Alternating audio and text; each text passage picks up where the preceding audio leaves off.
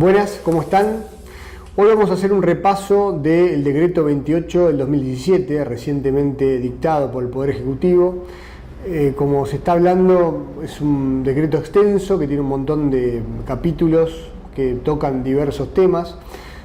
En lo que nos atañe a nosotros, vamos a hablar en otra oportunidad, en otro video, vamos a hablar del tema del Repsal, ¿sí? Cuando veamos,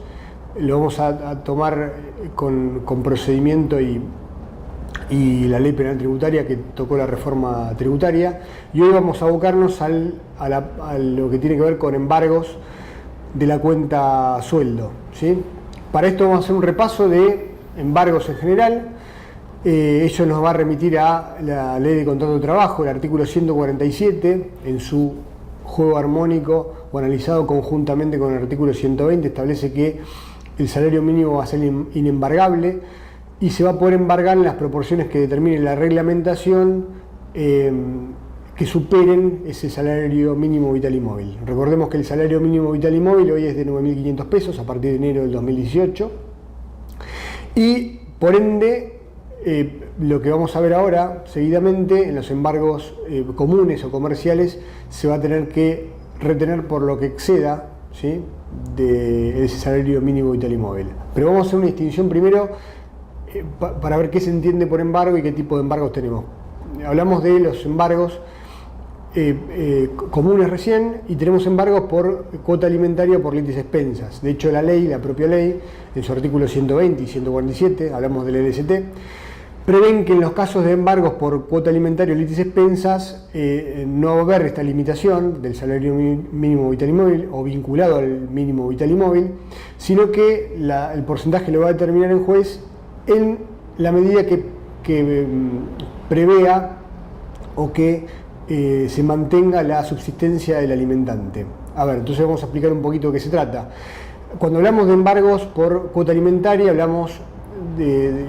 y esto lo ligamos un poquito a litis expensas, a embargos vinculados a un juicio por alimentos, un juicio que tramita en el fuero de familia, cuando hay un divorcio, una separación y está en juego la cuota alimentaria de los hijos de la pareja o del matrimonio,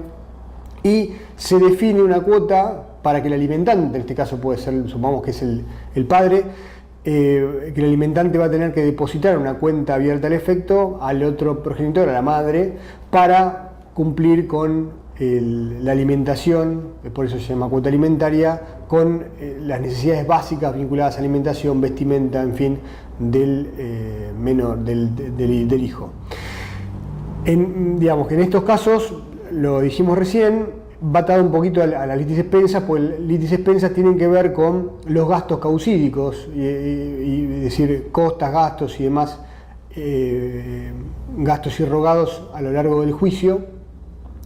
que se generan con motivo de este. Y dijimos que en estos casos, tanto para cuota alimentaria o por litis expensas, no se van a aplicar las previsiones del decreto 484 del 87 que vamos a ver ahora, sino que el juez va a ser el que determine mediante el oficio, ¿sí?, a raíz de ese juicio por alimentos,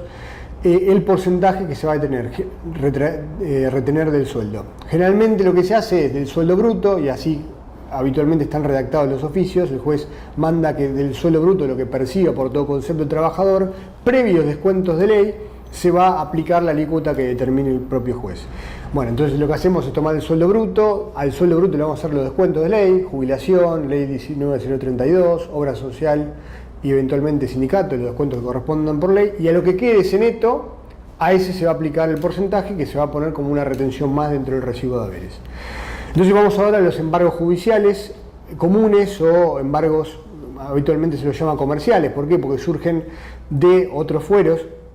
que no son de familia y tienen que ver con juicios, por ejemplo, por el hecho de haber hecho una compra en un comercio en cuotas sin haberla pagado, por un juicio por el fuero civil o por un juicio incluso del Tribunal de Trabajo, donde el empleado haya sido empleador en su momento y un trabajador que haya tenido en relación de dependencia le inicia un juicio. Esto llega a la instancia judicial, donde se termina la traba del embargo del juez, se libra un oficio, que es la comunicación entre el juez y las partes, en este caso el empleador recibe ese oficio donde el juez le manda a que retenga, una vez que identifican quién es el empleador bajo la dependencia de la cual está el trabajador vinculado en el juicio, y manda a que el empleador le retenga del recibo de sueldo. Hasta aquí este es lo que estaba previsto en el ST. ¿Qué pasó? Digamos, cómo funciona la reglamentación, que dice, en función de lo que determina la reglamentación se va a poder retener. El decreto 484 del 87 estableció que se va a retener por lo que exceda del salario mínimo vital y móvil en función a lo que el propio decreto determina. Y lo que dice el decreto es lo siguiente: si el sueldo bruto del trabajador mensual es superior a 2 veces el salario mínimo vital y móvil vigente a la fecha de la retención, se va a retener un 20% de lo que exceda de un salario mínimo vital y móvil. Y si el salario mínimo vital y móvil es inferior, ¿sí?, a 2 veces el salario mínimo vital y móvil, en ese caso se va a retener sobre lo que exceda una vez el salario mínimo vital y móvil el 10%. Y eso va a ir como una retención dentro del recibo de sueldo, como un descuento. Eso va en el recibo de sueldo como descuento, se le va a retener al trabajador y el empleador está obligado a depositarlo en una cuenta que se abre al efecto. Habitualmente hoy las cuentas, los oficios ya abren, determinan qué cuenta es la que se abrió a partir del juzgado para hacer ese depósito, y el empleador va a tener que depositar eso a la orden del juicio y comunicarle eventualmente al juez y llevar un control. Esto lo recomendamos porque generalmente en el oficio se determina cuál es el monto del capital y cuál es el monto presupuestado para intereses, costas y gastos causídicos, y en general lo que hacemos es sumar todo eso, y las retenciones que vayamos haciendo van a tener que ir descontando de ese total que se va a tener que embargar. Entonces hay que llevar un cálculo de eso para ver hasta qué momento corresponde descontarle hasta llegar a ese monto total de capital más intereses, costas y gastos. Una vez que se termina, porque se agota y se retuvieron todas las sumas completando el total, hay que informar al juzgado para que el juzgado determine si corresponde hacer una ampliación de ese embargo en la medida que los intereses no hayan sido suficientes para cubrir los gastos e intereses devengados, o que el embargo ha sido cumplido, ¿sí? Más allá de esto, volviendo al caso y haciendo la mención que esta mecánica también es aplicable para el caso de indemnizaciones y para el caso del SAC, es decir, vamos a poner un ejemplo. Supongamos un trabajador que cobra hoy el salario mínimo vital y móvil es 9.500 pesos, o sea que el doble del mínimo vital y móvil son 19.000 pesos. Supongamos un trabajador que cobra 20.000, ¿sí?, supera en 1.000 pesos 2 veces el mínimo vital y móvil, con lo cual a ese trabajador se le va a retener un 20% sobre lo que exceda de los 9.500. O sea, si tiene un sueldo de 20.000 menos 9.500, ¿sí?, nos van a dar 10.500. Sobre esos 10.500 se va a retener el 20% en este caso, porque supera 2 veces el mínimo vital y móvil. Y suponiendo que el trabajador cobra un sueldo de 15.000, bueno, acá restando el mínimo vital y móvil nos quedan 5.500 pesos. Vemos que 15.000 no excede el doble del mínimo vital y móvil, con lo cual en ese caso sobre esos 5.500 pesos se va a aplicar la alícuota del 10%. Entonces ahí tenemos la mecánica, y dijimos que en el caso de que exista SAC, o sea los meses de junio y diciembre, se va a incrementar en un 50%, o sea, no se va a tomar los 9.500, sino se va a tomar 9.500 por 1,5, o considerando un 50% más, para comparar eso con el salario mensual más el SAC. Y en los casos donde haya indemnizaciones por desvinculaciones, se van a tomar todas las indemnizaciones y se va a hacer esta comparación, si supera o no 2 veces el mínimo vital y móvil, para aplicar el 10 o el 20% a todo lo que exceda de una vez igualmente el mínimo vital y móvil. Ahora, ¿qué pasó cuál es el problema con lo que hace ruido este decreto? Bueno, la ley 27.320, ya el 15 con vigencia a partir del 15 de diciembre de 2016, había modificado este artículo 147 y había dicho que no se pueden, básicamente, para resumir, no se pueden trabar embargos sobre la cuenta sueldo. Convengamos o tengamos en cuenta que hoy, según lo dispone el artículo 124, el sueldo se tiene que pagar en efectivo, por cheque a la orden del trabajador, o mediante depósito en la cuenta sueldo, y se reglamentó bastante el tema de la cuenta sueldo, y hoy la mayoría de los trabajadores registrados cobran a través de la cuenta sueldo. Bueno, entonces lo que dijo esta ley, la 27320, es tutelar la remuneración del trabajador y que no se pueda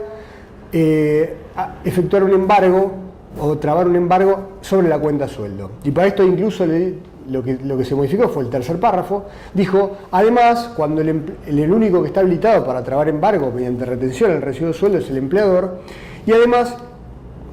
el empleador, una vez que recibe un oficio, dentro de las 48 horas tiene la obligación de comunicárselo al trabajador para que esté al tanto de que se le va a retener los salarios y darle una copia de la resolución judicial que determine el embargo.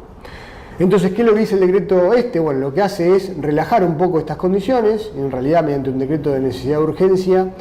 se modifica la pauta esta y se permite entonces que se retenga o se traga un embargo sobre la cuenta sueldo directamente. Esto es lo que no quería la ley 27320. Si decía, mire, sobre la cuenta sueldo no se puede retener, tiene que hacerse vía retención a través del empleador. Bueno, hoy lo permite este decreto con el fundamento de mejorar la condición crediticia de los trabajadores, esto para que las entidades bancarias tengan la posibilidad de traer un embargo eventualmente y eso les permita otorgarle préstamos en otras condiciones de financiamiento, de montos y de plazos. Entonces lo que hace es decir, bueno, se va a poder ahora embargar la cuenta sueldo en la medida o de lo que exceda, por sobre lo que exceda 3 veces el sueldo mensual, tomando como ese sueldo mensual el promedio de los últimos 6 meses. Entonces, vamos a suponer un caso de un trabajador que cobra habitualmente todos los meses 15.000 pesos, ¿sí? Y tenga depositado en su cuenta sueldo la suma superior a 45.000, esto es 3 veces 15.000 pesos, supongamos 50.000, sobre los 5.000, lo que exceda las 3 veces el sueldo mensual devengado, se va a poder embargar la cuenta. Entonces, básicamente, lo que está permitiendo este decreto es justamente lograr el embargo de la cuenta sueldo directamente, sin pasar por la retención a través del empleador,